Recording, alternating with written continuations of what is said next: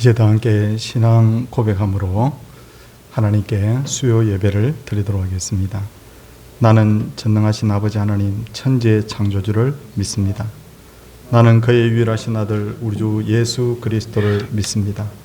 그는 성령으로 잉태되어 동정녀 마리아에게서 나시고 본디오 빌라도에게 고난을 받아 십자가에 못 박혀 죽으시고 장사된 지 사흘 만에 죽은 자 가운데서 다시 살아나셨으며 하늘에 오르시어 전능하신 아버지 하나님 우편에 앉아 계시다가 거기로부터 살아있는 자와 죽은 자를 심판하러 오십니다.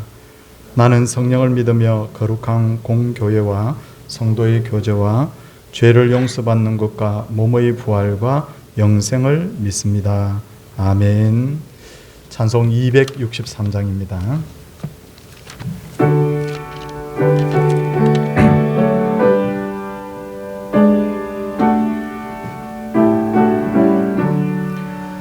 이 세상 험하고 나 비록 약하나 늘 기도 힘쓰며 큰 권능 얻겠네. 주의 은혜로 대속 받아서 피와 같이 붉은 죄 눈같이 이겠네. 주님의 권능은 한없이 크오니 돌 같은 내 마음 녹여주소서.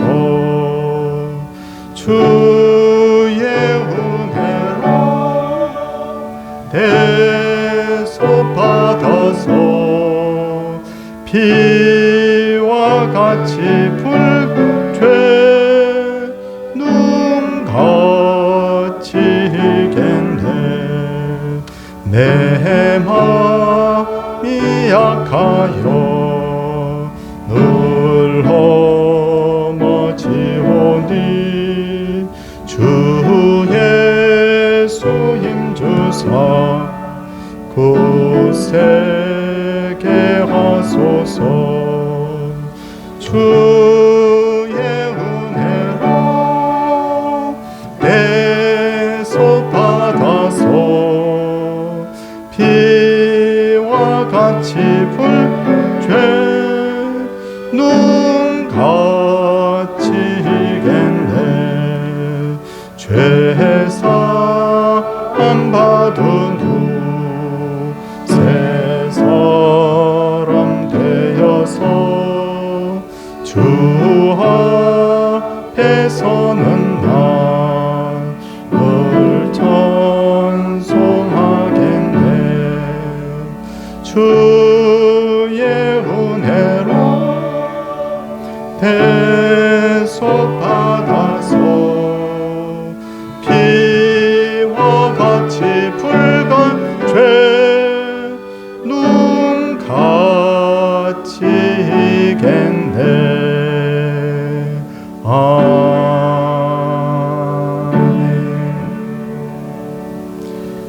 하나님의 말씀을 먼저 보도록 하겠습니다. 창세기 11장 1절에서 9절까지의 말씀입니다.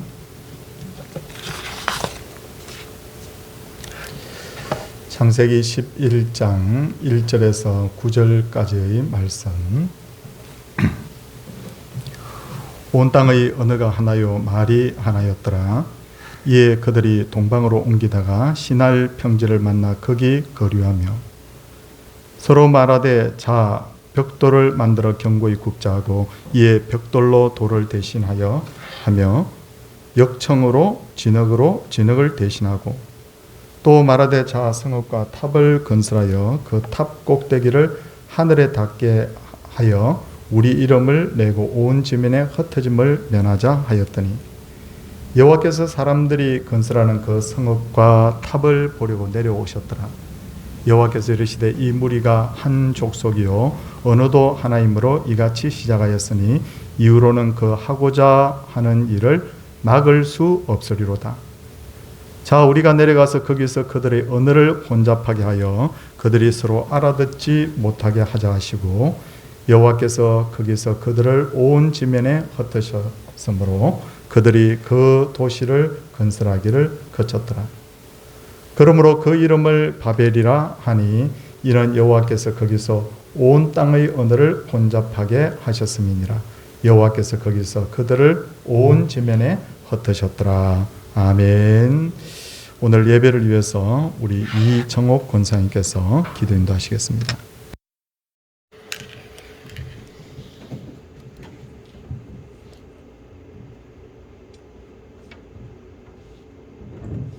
사랑해 주님 감사합니다. 주님 지난 3일간도 주님의 은혜 가운데 보호하여 주셨다가 이 밤에 수요 예배로 주님의 귀한 성전에 올라와 예배케 하시니 감사드립니다. 하온 아버지 하나님, 코로나로 인하여서 소수의 아버지 우리 성도님들이 이전에 올라와 예배를 드립니다. 우리 주님께서 두세 사람이 주의 이름으로 모인 곳에 함께 하신다 하셔서오니 이 시간 주님께서 함께 하시며 우리의 예배를 받아 주옵소서. 하나님의 특별한 뜻과 가운데 우리 동산교회를 이곳에 세워주시고 지금까지 인도하신 주님 감사를 드립니다. 복음을 전파하며 가르치며 치료하는 교회로서의 귀한 사명 감당케 하시고 하나님이 기뻐하시고 선하시며 온전하신 뜻이 무엇인지 분별하여서 그 뜻을 이루어가는 우리 동산교회가 되도록 주님 도와주시옵소서. 우리 목사님을 주님께서 장중에 붙잡아 주시고 영육간의 강건함을 허락하여 주시고 말씀의 능력과 기도의 능력을 허락하여 주옵소서. 가정에 먼저 평강을 주시고 두 자녀들의 앞길을 주께서서 향기를 인도하여 주시기를 간절히 기원합니다. 우리 부유 불효자님들에게도 같은 은혜로 함께하여 주옵소서. 아버지 하나님, 이 시간 특별히 또 기도합니다. 우리 주일학교를 위하여서 기도합니다. 귀한 어린 생명들이 지금까지 아버지 비대면으로 예배를 드리다가 이제 6월달부터 예배를 드립니다. 주님께서 귀한 어린 생명들을 많이 보내주셔야 되겠습니다. 아버지 하나님, 영화를 경외하는 것이 아버지 지식의 근본이라고 하셨는데 어려서부터 하나님을 두렵고 떨림으로 섬기게 하시고 참으로 말씀과 기도로 잘 양육받아서 그들이 하나님의 귀한 선의 귀한 일꾼이요 이 나라의 민족을 살리는 귀한 일꾼들이 우리 교회에서 많이 배출될 수 있도록 주님 은혜를 내려주시기를 간절히 기원합니다. 이 시간 또 간절히 기도하며 육신의 질병으로 고통당하는 우리 성도님들이 많이 있습니다. 하나님 아버지, 우리 주님 이 땅에 친히 오셔서 모든 병자들을 고치시고 가난하고 소외된 자들에게 친구로 지내신 주님이시여, 이 시간도 주께서 아버지 하나님 그들을 친히 찾아가 주시고 위로하여 주시고 그 십자가의 보혈로 그들의 상처를 아버지 하나님 덮어주시사 깨끗하게 치유받고 그들이 정말로 하나님의 살아계심과 역사하심을 간증하는 귀한 아버지 하나님 산증인들로 삶을 살아갈 수 있도록 우리 하나님 은혜를 내려주시기를 간절히 기원합니다. 아버지 하나님, 우리 성도님들 어느 곳에서 무엇을 하며 어떻게 지내는지 참 다니엘이 예루살렘 성전을 향하여서 하루에 3번씩 기도했듯이 이전을 향하여서 날마다 기도하게 하시고 주님과 동행하는 삶이 기쁨의 삶이 될 수 있도록 주님 도와주시옵소서. 아버지 하나님, 또 코로나로 인하여서 많은 사람들이 죽어가고 온 세계가 참으로 힘들어합니다. 이제 하루빨리 소멸되게 하시고 우리 온 성도들이 이 전에 나와서 함께 주님을 찬양하며 예배할 수 있는 큰 은혜를 허락해 주시기를 간절히 원합니다. 이 시간도 우리 목사님 말씀을 통하여서 은혜 받기를 원합니다. 주님께서 성령께서 함께하여 주옵소서. 이 예배를 주님 앞에 부탁하고 우리 주 예수님의 이름으로 기도드리옵나이다. 아멘.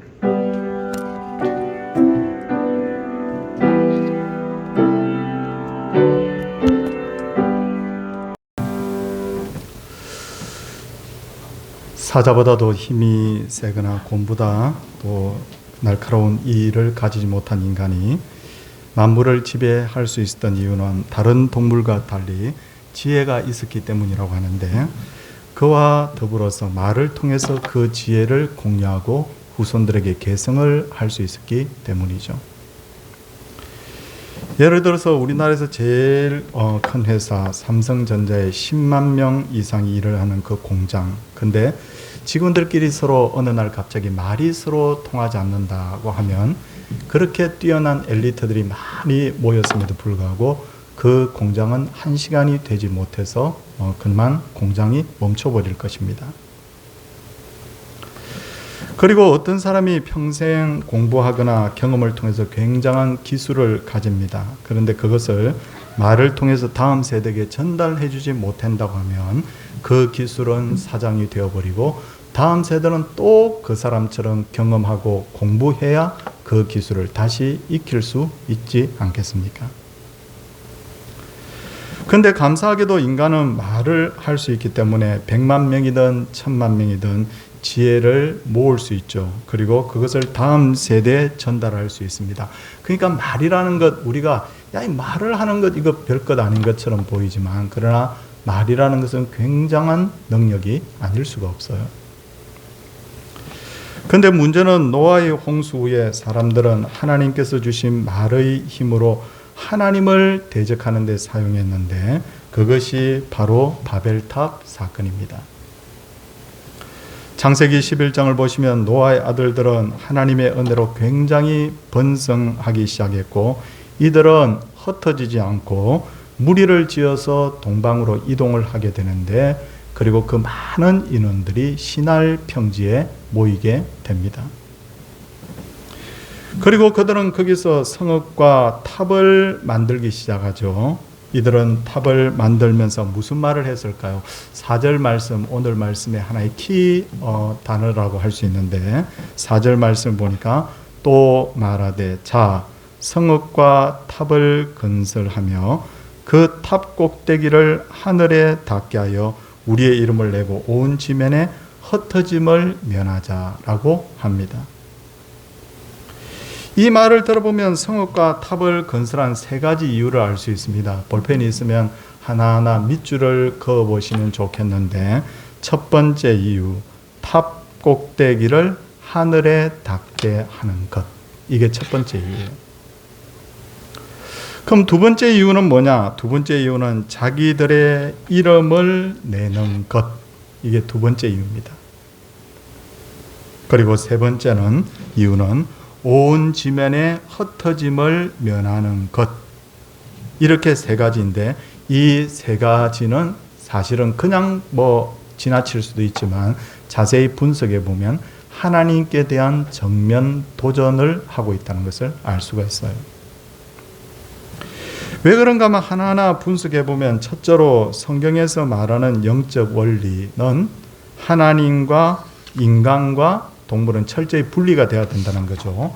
다시 말해서 하나님이 가장 높으신 분이시고 동물은 가장 낮은 존재이며 인간은 그 사이에서 하나님의 대리자로서 이 땅을 정복하고 다스려야 합니다. 다시 말해서 하나님과 인간은 철저히 분리된 존재라는 거죠. 전도서 5장 2절을 보시면 하나님은 하늘에 계시고 너는 땅에 있음이니라. 우리는 아무리 똑똑하고 잘나도 우리가 하나님이 될 수도 없고 하나님의 자리에 올라갈 수도 없는 거예요. 인간은 어디까지나 잘나도 인간에 지나지 않다는 겁니다.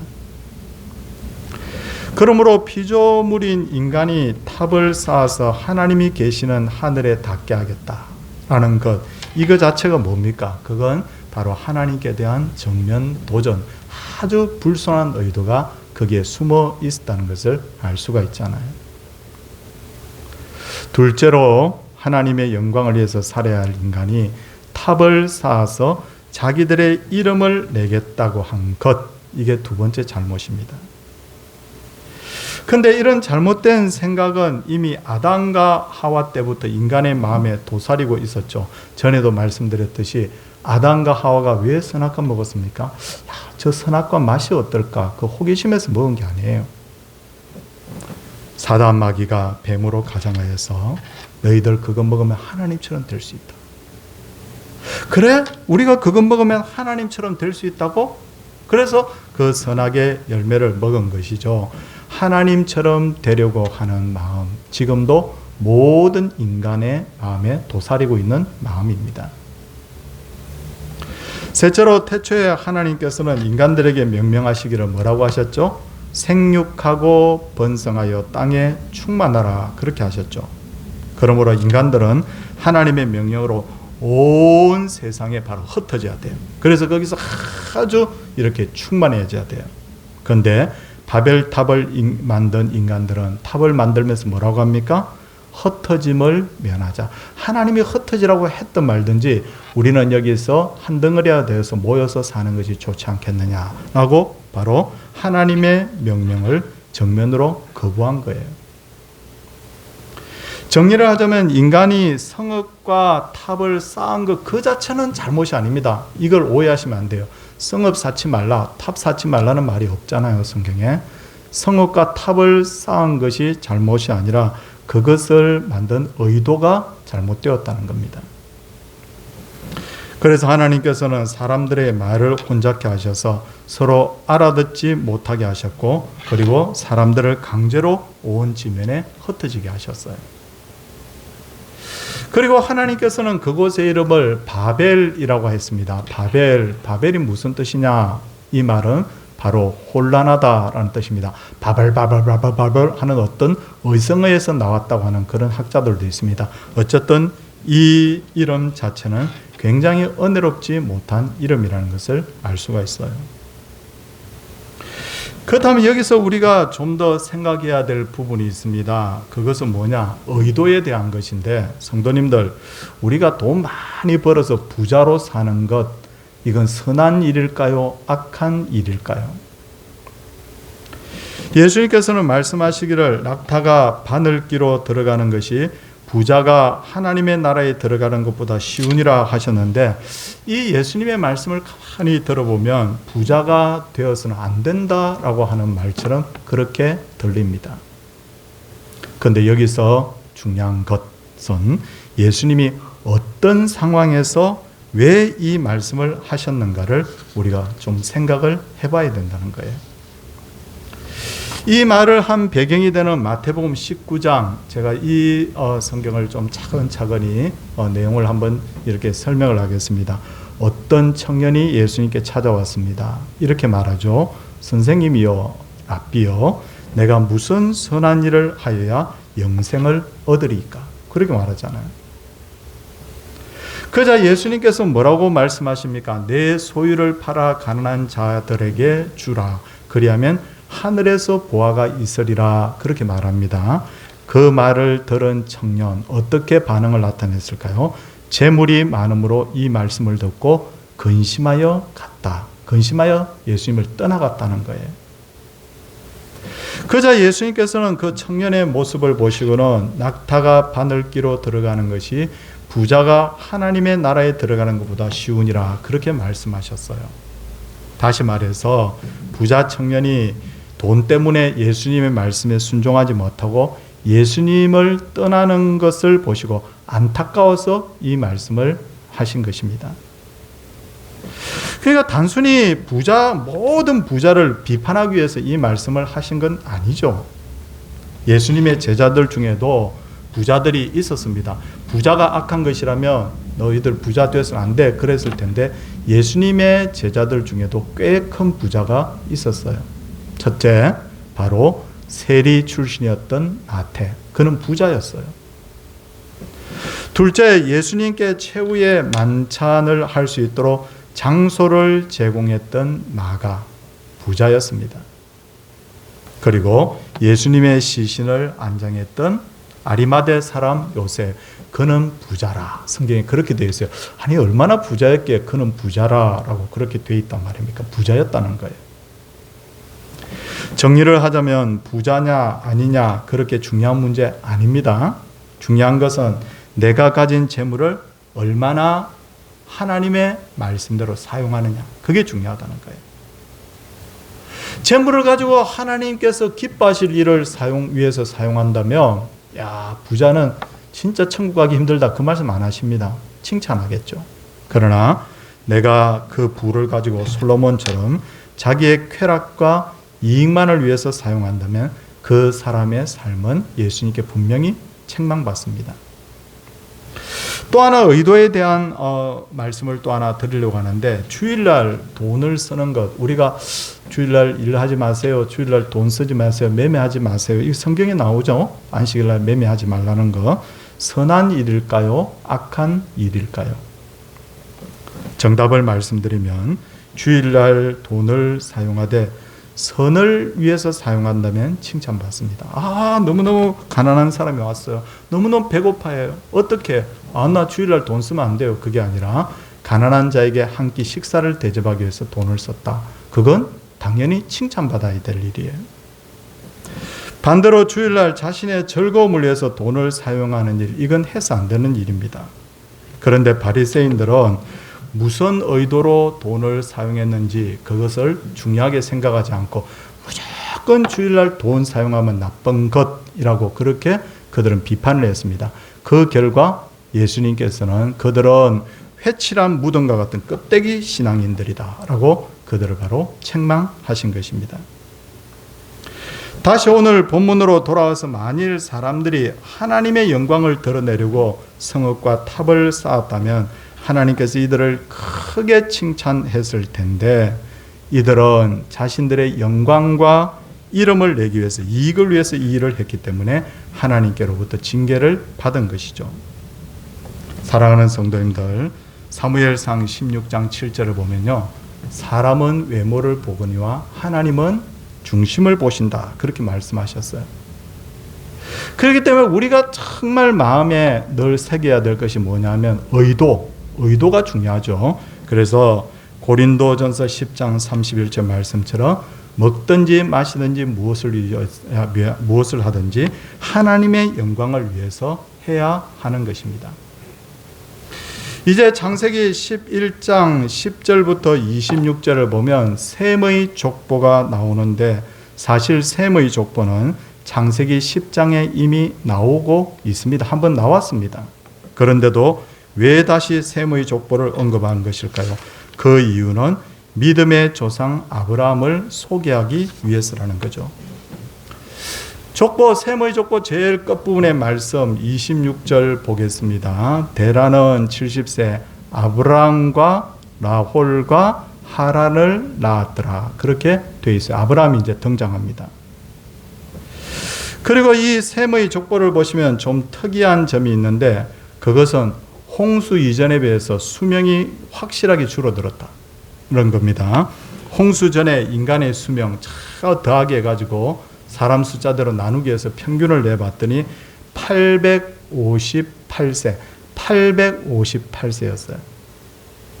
그런데 홍수 후에 그 족보를 보면서 거기에 보면 세무 요손들이 몇 살 살았다는 거, 그 평균 나이 계산해 보니까 갑자기 317세, 그러니까 500살 이상 그 나이가 줄어든 것을 볼 수가 있습니다. 아니, 홍수 하나 딱 지나갔는데 갑자기 나이가 858세를 살던 사람이 300년밖에 못 산다. 그게 어떻게, 왜 그렇게 됐느냐는 거예요.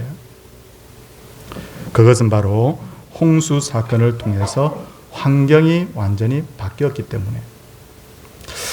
지구를 둘러싸고 있던 첫 번째 이유는 궁창 위의 물이 홍수로 말미암아 다 쏟아져 버렸다. 궁창 위의 물이 하늘의 창들을 통해서 땅으로 다 쏟아져 버렸다. 이제는 궁창 위의 물이 더 이상 존재하지 않는다. 이게 가장 큰 변화입니다. 둘째는 성경에 보니까 기후가 바뀌어서 추위와 더위, 그 다음에 여름과 겨울이라는 개념이 생기죠. 그전에는 에덴 동산에 있을 때 추위, 더위, 여름, 겨울이라는 개념 자체가 아예 없었는데, 이제는 추위, 더위, 여름, 겨울, 인간이 이겨내기 힘든 혹독한 환경이 주어진 거예요. 그 다음 세 번째는 먹는 음식도 지난번 설명드렸지만 달라졌어요. 그러다 보니까 인간의 평균 수명이 확 그냥 줄어들어 버린 것이죠. 그리고 우리가 깊이 살펴봐야 될 것은, 비록 홍수로 말미암아 죄악 가운데 살던 많은 사람들이 죽었지만 홍수 후에도 여전히 인간의 그 죄악성은 떠나지 않았다, 없어지지 않았다는 거예요.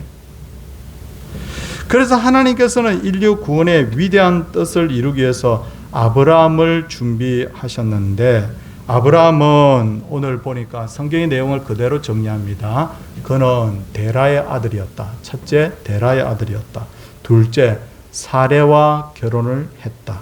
세 번째는 아버지 데라와 함께 우르를 떠나서 하란으로 이주하였는데 아버지 데라가 하란에서 죽었다. 이렇게 정리해 볼 수 있겠습니다. 그런데 아브라함에 대한 기록을 보면 내용이 좀 어둡습니다. 와, 힘차야 되는데, 신이 나야 되는데, 이제 새 출발한다. 이제 힘을 내서 이래야 되는데 내용이 좀 어두워요. 다시 정리하겠습니다. 첫째, 왜 내용이 어두우냐? 죽음에 대한 기록이 자주 등장한다. 성도님들 28절 말씀 한번 보시겠어요? 28절 말씀에 보니까 어떤 내용이 나오느냐면요. 어떤 내용이 나오느냐면 바로 아브라함의 형제였던 하란이 아버지 데라보다 먼저 죽었다. 그 내용이 나오잖아요. 어두워요. 그리고 32절도 한번 보십시오. 32절도 아버지 데라도 205세 하란에서 죽었다. 자꾸 죽는 이야기 나옵니다. 죽는 이야기는 들을 때마다 기분 안 좋아요, 솔직히. 또 하나 제가 아브라함의 족보 자체, 아브라함의 이 소개하는 이 문장이 어둡다고 본 것이 뭐냐면 아브라함의 아내가 오랫동안 아들을 낳지 못했다. 임신하지 못하는 것. 오늘날에는 그렇게 큰 문제가 아닙니다. 그렇죠? 아니 임신하면 임신하는 것도 하나님 복이지만 또 하나님의 뜻이 있어서 임신하지 못하는 것, 그것도 자연스럽게 하나님의 뜻으로 받아들이면 되는 거예요. 그런데 아브라함 때만 해도 임신하지 못하는 것은 심각한 문제였어요. 왜? 아니 임신하지 못하는 게 왜 심각한 문제냐? 그것은 태초에 하나님께서 인간들에게 뭐라고 말씀하셨어요? 생육하고 번성하여 땅에 충만하라. 그러니까 땅에 충만해야 되는데, 생육하고 번성해야 되는데 여자가 아이를 낳지 못하면 저 여자는 하나님께로부터 생육하고 번성하는 복을 받지 못했다. 그렇게 본 거예요. 그러다 보니까 반대로 아들들을 막 낳으면 그만큼 막 기뻐하잖아요. 그게 왜냐하면 하나님께로부터 바로 생육하고 번성하는 바로 복을 받았다고 생각한 거죠. 그렇다면 왜 하나님께서 아브라함에게 이런 고통을 줬을까? 왜 이런 고통을 줬을까? 아니 이왕에 쓰시려면 첫 등장부터 정말 빛나게 멋지게 등장시켜야 되는데 왜 이런 고통을 줬는가? 거기에 대한 이유는 크게 두 가지입니다. 첫째는 죄로 물든 인간의 역사는 어두울 수밖에 없다는 거예요. 어두울 수밖에 없다. 두 번째는 이제부터 하나님께서 아브라함을 통해서 어떤 일을 하실 건지를 보여준 거예요. 계속 성경이 뭐라고 기록되어 있습니까? 지금 죽었다고 하잖아요. 근데 아브라함을 통해서 만들어갈 역사는 뭐냐면 생명의 역사로 하나님께서 이제부터 바꾸실 것을 말씀한 거예요. 자, 성도님들, 아담 이후에 모든 족보 기록은 어떻게 되었냐면 누가 누구를 낳고 몇 살까지 살다가 죽었다 됐죠. 근데 마태복음 1장을 보면 아브라함과 다윗의 족보 속에 나오죠. 거기에 보면요, 죽었다고 소개하지 않고 아브라함이 누구를 낳고 누가 누구를 낳고 하면서 전부 다 뭡니까? 거기에 보니까 낳았다 그렇게 되잖아요. 그게 뭘 이야기하느냐면 본래 인간의 죄악의 족보는 사망이에요. 근데 아브라함을 통해서 오실 메시아의 족보는 뭐냐면 생명이에요. 그걸 보여주기 위해서 하나님께서 이와 같은 일을 하신 것이죠. 그런 차원에서 아브라함에게 일어난 여러 가지 어려움들은 단순한 어려움이 아니라 하나님의 영광을 드러내기 위한 사건으로 우리가 봐야 되는 겁니다. 자, 그렇다면 이제 마지막 말씀을 하나 드릴게요. 성도님들 가정에 최근에 어떤 어려움이 있을까요? 우리는 가족들 중에 누가 아파요. 내가 아파요. 우리는 물질 때문에 지금 굉장히 힘든 시간을 보내고 있어요. 아니면 자녀들 때문에 너무 힘든 시간을 보내고 있어요. 성도님들, 우리가 인간의 눈으로 보면 그건 다 문제 덩어리예요. 근데 뭡니까? 하나님이 우리 가정에 함께 하시는 그 순간부터는 그 일을 통하여서 하나님께서 일을 하시고 하나님께서 영광을 나타내실 것을 우리가 기대해야 됩니다. 하나님 없을 때는 전부 다 죽고 망하는 인생인 우리들이 하나님이 우리 가정에 들어오시는 순간에, 예수 그리스도께서 우리와 함께 하시는 그 순간에 생명과 이제는 충만한 은혜의 역사들이 우리 가정에 시작이 되는 거예요. 사랑하는 성도님들, 오늘도 이 말씀들이 우리 모두에게 깨달아지고 복의 말씀으로 들려지고 믿어지기를 주의 이름으로 소원을 드립니다. 찬송하도록 하겠습니다. 266장입니다.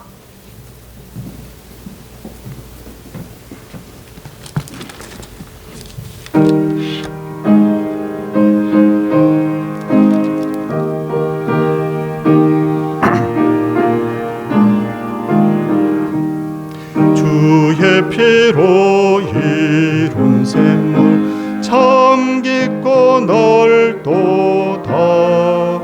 구원하는 그 신능력 더 찬송할지라. 찬송하세 주의 보혈 그 샘에 지금 나아가 죄의 깊이 그 피로 씻어 맑히네. 죄악 세상 이김으로 거룩한 길 가는 나의 마음 성전 삼고 주께서 계시네. 찬송하세 주의 보혈 그 샘에 지금 나아가 죄의 깊이 빠진 이모 그 피로 씻어 맑히네. 주 예수를 깊이 아는 놀라운 그 은혜 하늘나라 즐거움이 매일 새롭도다. 찬송하세 주의 보혈 그 샘에 지금 나아가 죄의 깊이 빠진 이모 그 얽히네. 기도하겠습니다. 하나님 아버지, 오늘 이 창세기 11장을 보면서 우리가 어떻게 살아야 되는지를 발견하게 되고 하나님은 우리를 위해서 무엇을 하고 계시는지를 또한 발견했습니다. 사랑해 주님, 우리가 진짜 먹든지 마시든지 무엇을 하든지 다 하나님의 영광을 위해서 하는 백성들 되게 하여 주시옵소서. 그리고 우리의 가정에도 어떤 때는 질병으로, 어떤 때는 자녀로, 어떤 때는 물질로 여러 가지 기도 제목들이 생기는데, 주님, 아브라함의 가정이 죽음과 고통의 가정이었지만 하나님을 통하여서 그 가정에 놀라운 생명의 역사가, 복의 역사가 일어났듯이 우리의 가정에도 고통이 거치고 복의 열매가 맺히는 그런 놀라운 역사가 있게 하옵소서. 병중에 있는 성도들 특별히 주님 이 시간에 권고하여 주시고 이 병들이 다 떠나게 하시고 그 병자와 하나님 가족들이 믿음 잃지 않도록 하나님께서 믿음 붙들어 주옵소서. 이 수요 예배에 나오신 분들이 정말 겸손하고 아름답게 예수 그리스도의 믿음과 성품을 닮아가게 하옵소서. 주 예수 그리스도의 은혜와 하나님의 사랑과 성령의 감화 교통하심의 역사가 주님의 백성들 위해 이제로부터 영원토록 함께 있을지어다. 아멘.